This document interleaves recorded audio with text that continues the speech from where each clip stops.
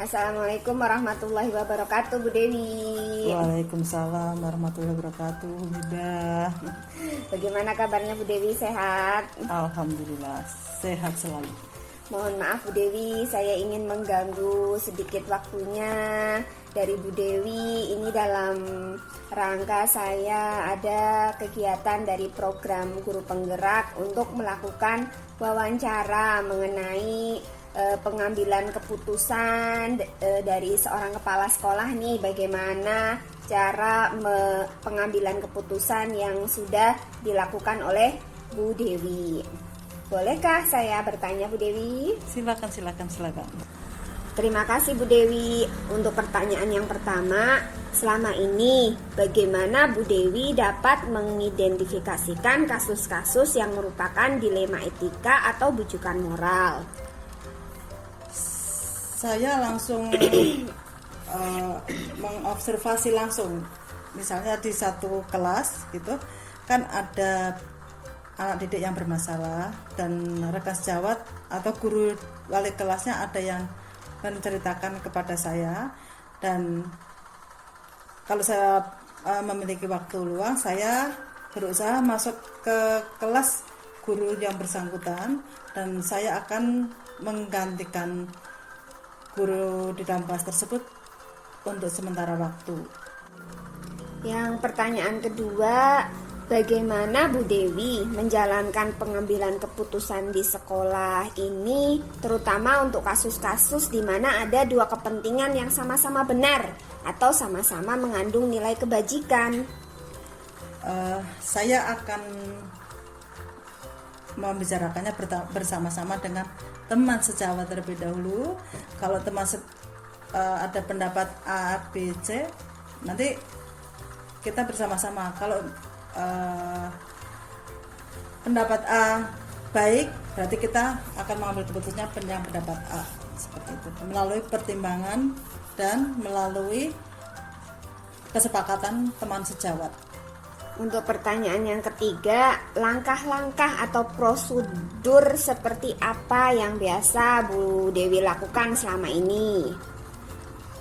Kan saya waktu pas bertemu dengan guru atau wali kelasnya, dan saya di lain hari saya menggantikan sementara waktu wali kelas tersebut dengan tujuan supaya saya mengetahui yang sebenarnya. Terus setelah saya menggantikan untuk proses KPM-nya, setelah selesai kita bicarakan lagi bersama-sama dengan rekan sejawat, langkah apa yang akan kita ambil selanjutnya. Apakah anak tersebut kita pertahankan atau anak tersebut kita pindah atau bicarakan dengan wali murid anak didik tersebut. Lalu hal-hal apa saja nih yang selama ini Bu Dewi anggap paling efektif dalam pengambilan keputusan pada kasus-kasus dilema etika? Saya akan berpihak kepada anak didik kebanyakan. Kalau misalnya anak tersebut kok mengganggu teman-temannya dalam KPM, maka saya akan mengambil keputusan apa yang baiknya untuk anak yang bermasalah tersebut. Apakah akan kita memberikan solusi pindah sekolah atau mau berhenti dulu, atau mau di sekolah yang lain atau di sekolah khusus untuk anak yang bermasalah tersebut. Menurut Bu Dewi nih, hal-hal apa saja yang selama ini merupakan tantangan dari Bu Dewi sendiri dalam pengambilan keputusan pada kasus-kasus dilema etika? Tantangannya adalah sering, kalau saya pribadi, berkaitan dengan hati nurani antara anak tersebut mau dipertahankan atau mau melanjutkan ke sekolah luar biasa. Karena kalau rasanya kasihan kalau anak tersebut tidak sampai meneruskan atau mendapatkan pendidikan yang sesuai atau yang layak bagi anak tersebut. Apakah Bu Dewi nih memiliki sebuah jadwal tertentu nih dalam menyelesaikan semua kasus dilema etika, atau apakah Bu Dewi juga langsung nih menyelesaikannya di tempat, atau memiliki sebuah jadwal untuk menyelesaikannya dalam bentuk apa, prosedur atau seperti apa yang Bu Dewi jalankan selama ini? Saya tidak memiliki jadwal khusus ya, tapi saya akan kasus-kasus baik dilema etika maupun bujukan moral, saya akan mengobservasikannya langsung, saya akan berdiskusi dengan sejawat dulu, terus saya akan mungkin kalau berkaitan dengan wali murid, saya akan berdiskusi dengan wali murid anak didik tersebut, dan baru saya akan mengambil keputusan yang terbaik menurut saya. Kalau begitu, adakah Bu seseorang atau faktor-faktor yang selama ini dapat mempermudah atau membantu Bu Dewi nih dalam pengambilan keputusan dalam kasus-kasus dilema etika? Kalau menurut saya, setiap kasus atau setiap permasalahan yang ada di satu lembaga, yang lebih utama itu kita komunikasikan dulu dengan teman sejawat, karena komunikasi yang baik insya Allah akan menghasilkan sebuah keputusan yang baik. Seperti itu. Terima kasih Bu Dewi atas waktu yang diberikan oleh Bu Dewi. Saya undur diri ya Bu. Assalamualaikum warahmatullahi wabarakatuh. Waalaikumsalam. Kalau begitu, adakah Bu seseorang atau faktor-faktor yang selama ini dapat mempermudah atau membantu Bu Dewi nih dalam pengambilan keputusan dalam kasus-kasus dilema etika? Kalau menurut saya, setiap kasus atau setiap permasalahan yang ada di satu lembaga, yang lebih utama itu kita komunikasikan dulu dengan teman sejawat, karena komunikasi yang baik insya Allah akan menghasilkan sebuah keputusan yang baik. Seperti itu. Terima kasih Bu Dewi atas waktu yang diberikan oleh Bu Dewi. Saya undur diri ya Bu. Assalamualaikum warahmatullahi wabarakatuh. Waalaikumsalam. Assalamualaikum warahmatullahi wabarakatuh, Pak Eko. Waalaikumsalam warahmatullahi wabarakatuh. Alhamdulillah, mohon izin saya mengganggu waktunya Pak Eko sebentar untuk menanyakan tentang pengambilan keputusan, karena ini berkaitan dengan program guru penggerak, di mana pengambilan keputusan yang akan dilakukan oleh kepala sekolah itu seperti apa. Jadi saya ingin meminta penjelasan sedikit Pak Eko tentang bagaimana pengambilan keputusan di TK Pertiwi Panti Serini ini. Apakah Pak Eko mengizinkan saya untuk bertanya? Oke, monggo silakan. Kalau saya bisa, insya Allah saya jawab. Terima kasih Pak Eko. Selama ini bagaimana Pak Eko dapat mengidentifikasikan kasus-kasus yang merupakan dilema etika atau bujukan moral? Selama ini Bu ya, kita selaku kepala sekolah di situ dalam mengambil setiap keputusan-keputusan itu paling tidak itu berdasarkan 3 hal. Yang pertama, kita memang mengambil sebuah keputusan itu sesuai dengan aturan. Yang kedua, kita sesuai dengan kebenaran. Dan yang ketiga, kita sesuai dengan dalam arti hal-hal kemanusiaan. Jadi apabila memang keputusan itu perlu diambil karena faktor yang menurut aturan, ya kita pun harus tegas dalam mengambil keputusan tersebut. Jadi kita tidak boleh membeda-bedakan mana yang istilah penting atau tidak penting, tapi kita sesuai aturan yang berlaku. Dan apabila kita mau berdasarkan kebenaran, kita pun harus punya sifat atau sikap yang tegas sesuai dengan kebenaran yang ada. Dan faktor yang menjadi dilema, biasanya kita harus mempertimbangkan faktor kemanusiaan. Bila mana keputusan itu kita diambil itu menyangkut hal perasaan, taruhlah ada rasa enak atau tidak enak di situ. Nah, di situ paling enggak kalau ada faktor-faktor seperti itu, memang biasanya kita selesaikan dengan cara yang lebih enak, dalam arti pendekatan yang ke sisinya dalam arti hasilnya nanti itu tidak mengecewakan. Jadi kita melakukan pendekatan, kita musyawarah, melakukan pembicaraan yang lebih intensif, di mana nanti sebuah hasil yang kita putuskan itu tidak memberatkan salah satu atau di mana ada yang merasa dirugikan. Jadi faktor disitulah memang kita harus benar-benar menerapkan di mana keputusan kita yang mengambil itu kita harus berdasarkan seperti itu. Apabila emang ada faktor-faktor yang maksudnya dirasa kok janggal atau dirasa kurang enak, memang itu yang biasanya menjadi dilema. Tapi kita selaku kepala sekolah tetap saya berprinsip untuk mengambil sebuah kebijakan atau sebuah keputusan itu untuk kepentingan sekolah dan kepentingan masyarakat pada umumnya, dalam arti kita tidak merugikan atau kita tidak mencari dalam arti sisi keuntungan, tapi di situ kita menerapkan aturan yang berlaku dan berdasarkan atas kebersamaan. Ya seperti itu ya. Untuk langkah-langkah atau prosedur seperti apa yang biasa Pak Eko lakukan selama ini? Maksudnya langkah-langkah dalam mengambil Pengambilan keputusan itu.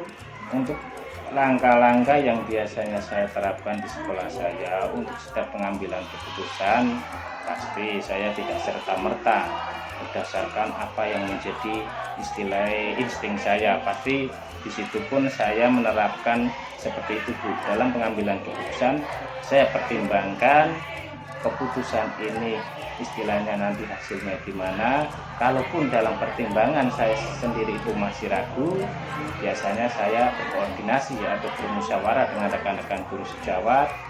Kita di situ berdiskusi gimana baiknya dalam arti pengambilan keputusan apabila itu memang kita penuh pertimbangan. Nah, disitulah nanti ada sedikit banyaknya masukan dari teman-teman yang menjadi dasar atas pertimbangan itu, akhirnya itu pun nanti kita bisa putuskan. Tapi toh kalau keputusannya itu kita masih ragu, ya memang saya banyak pertimbangan di situ dan mempertimbangkan hal-hal seperti yang tadi sudah diuraikan saya di atas. Menurut Pak Eko, hal-hal apa saja yang selama ini Pak Eko anggap efektif dalam pengambilan keputusan pada kasus-kasus yang dilema etika? Faktor yang menjadi penyebab atau gimana itu? Yang paling efektif menurut Pak Eko dalam pengambilan keputusan itu? Faktor yang paling efektif di dalam pengambilan, ya memang itu saya berdasarkan apa yang menjadi keyakinan. Kalau segala sesuatu itu benar, ya saya yakinin benar. Dan apabila dalam pikiran saya, pertimbangan saya itu istilah hal-hal yang memang itu salah, ya saya anggap salah, gitu aja. Saya berprinsip simpel, kalau benar pun saya jalankan, kalau saya tinggalkan. Selama ini Pak Eko mempunyai tantangan kah dalam pengambilan keputusan pada kasus-kasus ini? Sebuah peristiwa atau sebuah kasus setiap yang terjadi di sekolah pasti ada tantangannya masing-masing, Bu. Dan tantangan itu pasti selalu ada dan berbeda-beda.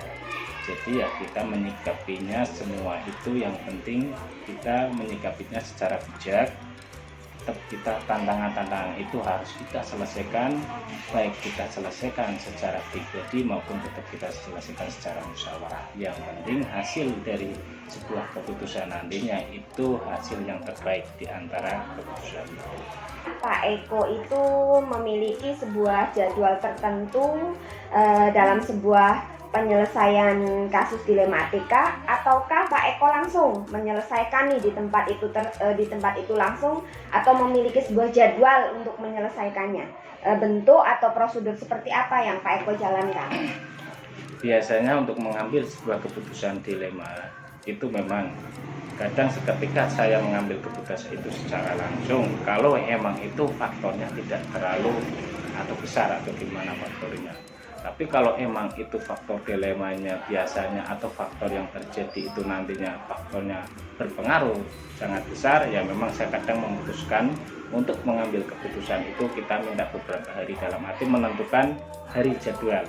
Tapi kalau memang itu harus segera, yang bersifat dalam arti tidak terlalu istilahnya gimana berbahaya atau tidak terlalu berisiko besar, saya tetap berusaha mengambil setiap keputusan selalu hari itu juga. Untuk pertanyaan terakhir nih, adakah seseorang atau faktor-faktor apa yang selama ini mempermudah atau membantu Pak Eko dalam pengambilan keputusan dalam kasus-kasus dilema tersebut? Untuk pengambilan suatu keputusan yang mengandung istilah risiko yang besar seperti itu, biasanya orang yang selalu mendukung saya, mensupport saya, itu jelas kalau di rumah istriku. Kita kadang bertukar pikir dengan istri, di mana saya harus mengambil sebuah langkah-langkah yang besar atau sebuah keputusan yang besar, pasti pertimbangan ada dari istri. Dan yang kedua, seandainya itu terjadi di sekolah dan saya harus mengambil keputusan itu, tetap saya di sini ada seseorang yang memang saya kadang istilah dalam arti ingin mengadu, dalam arti gini Bu, kita ngaso kawero dalam arti belajar sama beliau yang masih di sini, masih punya dalam arti mungkin pengalaman mengajar atau pengalaman menjadi kepala sekolah yang sudah lama, yaitu Bu Surati. Kadang saya bertukar pikir dengan beliau di mana saya harus mengambil keputusan itu yang terbaik bagaimana. Jadi memang kalau faktor seseorang pasti ada. Satu itu jelas istri, bila mana masalah atau keputusan itu perlu diambil dalam langkah-langkah yang cepat atau memang sebuah masalah yang besar. Faktor supportnya itu yang kalau di sekolah emang saya satu yang terutama itu emang yang guru yang menjadi pengalaman yang sudah paling lama di sekolah atau dia menjabat kepala sudah lama. Jadi di situ saya orang yang support pertama dalam arti minta pertimbangan beliau. Yang kedua, yang ketiga baru rekan-rekan guru di sini. Terima kasih. Terima kasih Pak Eko atas waktunya untuk wawancara ini. Mudah-mudahan juga itu menambah ilmu buat saya ya Pak Eko dalam pengambilan keputusan yang telah Pak Eko dilaksanakan di TK Pertiwi Panti Serini ini. Terima kasih Pak Eko. Assalamualaikum warahmatullahi wabarakatuh. Waalaikumsalam warahmatullahi wabarakatuh. Assalamualaikum warahmatullahi wabarakatuh. Waalaikumsalam warahmatullahi wabarakatuh. Mohon maaf mengganggu waktunya Bu Fia. Saya ingin melakukan wawancara dalam rangka kegiatan terkait program guru penggerak mengenai pengambilan keputusan yang akan dilakukan oleh kepala sekolah. Barangkali Bu Fia berkenan ya, saya memohon izin untuk melakukan wawancara. Iya, Bu. Untuk selama ini nih yang Bu Fia lakukan, bagaimana itu cara mengidentifikasikan kasus-kasus dalam pengambilan keputusan itu yang merupakan dilema etika atau bujukan moral itu, bagaimana Bu Fia mengidentifikasinya? Biasanya yang pertama diidentifikasinya karena ada masukan. Misalnya kayak kegiatan KTS yang akan dilaksanakan oleh lembaga, biasanya ada masukan dari wali murid tentang kegiatan apa yang harus dilakukan. Baru 1-2 wali murid memberikan masukan, baru kita identifikasikan kemana arah atau permasalahan yang ada. Selama ini bagaimana Bu Fia menjalankan pengambilan keputusan di sekolah Bu Fia? Terutama untuk kasus-kasus di mana ada dua kepentingan nih yang sama-sama benar atau sama-sama mengandung nilai kebajikan. Biasanya saya melakukan observasi dulu Bu, melakukan observasi dalam permasalahan itu, kemudian kita kerucutkan apa itu permasalahannya, lalu kita juga mencari pendapat juga dari salah satu guru bagaimana tentang permasalahan ini, dan keputusannya akan saya lakukan sendiri dengan adanya observasi tersebut. Untuk langkah-langkah atau prosedur yang seperti apa yang biasa dilakukan Bu Fia selama ini? Ya tadi seperti yang saya katakan, pertama observasi, kedua juga melakukan wawancara kepada sudut pandang yang dianggap itu bermasalah ya Bu ya. Setelah itu ya kita diskusikan bersama-sama. Menurut Bu Fia, hal-hal apa saja nih yang selama ini Bu Fia anggap efektif dalam pengambilan keputusan dalam permasalahan tadi, kasus-kasus tersebut? Hal-hal efektif yang pertama melihat segi positif dan negatifnya dulu Bu. Yang segi positifnya lebih banyak daripada negatif permasalahan yang berdampak, lebih baik mengambil hal-hal yang positifnya dulu dengan cara tadi diskusi dan observasi.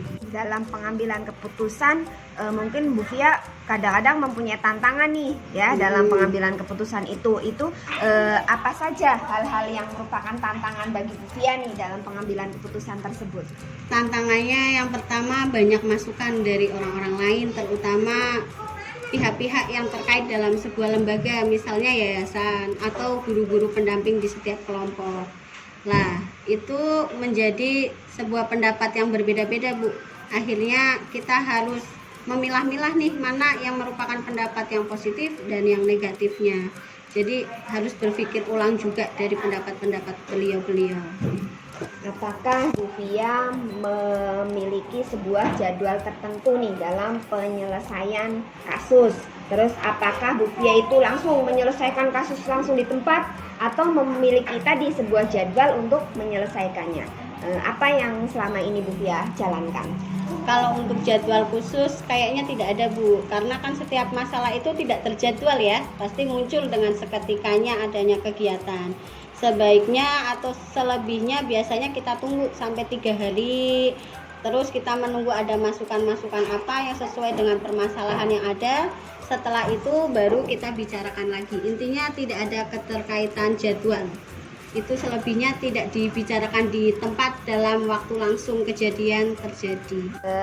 Menurut Bu Fia, adakah seseorang atau faktor-faktor yang selama ini mempermudah atau membantu Bu Fia dalam pengambilan suatu keputusan? Ada, Bu, karena lembaga kami itu lembaga yayasan, jadi ada orang-orang yang memang berketerlibatan dalam hal-hal yang kita putuskan, tetapi tidak 100% karena keputusan itu di suatu lembaga memang diputuskan oleh sebuah kepala sekolah. Mereka hanya atau beliau-beliau itu hanya memberikan pendapat atau hal-hal yang positif saja. Kalau boleh saya tahu, selama ini Bu Fia dalam pengambilan keputusan itu dilandasi oleh faktor apa nih? Gitu dalam pengambilan keputusan sebagai kepala sekolah khususnya itu seperti apa, Bu? Kalau untuk permasalahan yang umum biasanya kita mengambilnya dari kepentingan bersama dulu. Hal-hal apa yang menjadi kepentingan bersama dan menjadi kebaikan bersama. Kalau untuk yang faktor khusus berarti terkhusus dengan hal-hal yang dipermasalahkan tadi. Pertanyaan terakhir Bu Fia, dari setiap pengambilan keputusan yang Bu Fia pernah lakukan nih, adakah pembelajaran yang Bu Fia dapat dari semua keputusan yang Bu Fia ambil itu? Iya, ada. Yang pastinya keputusan itu tidak hanya untuk kami sebagai kepala sekolah secara pribadi, tetapi juga kepentingan itu atau keputusan itu hanya untuk kepentingan lembaga semata. Dan itu keputusan-keputusan yang ada kita mengkepentingkan hal-hal yang positif yang baik untuk kemajuan lembaga atau personal tersebut. Alhamdulillah tadi saya sudah meminta sedikit waktu dari Bu Fia. Saya ucapkan terima kasih atas segala waktu dan atas segala pembicaraan yang sudah saya lakukan ya Bu. Saya minta maaf kalau saya punya salah ya Bu. Dari saya, wassalamualaikum warahmatullahi wabarakatuh. Waalaikumsalam warahmatullahi wabarakatuh.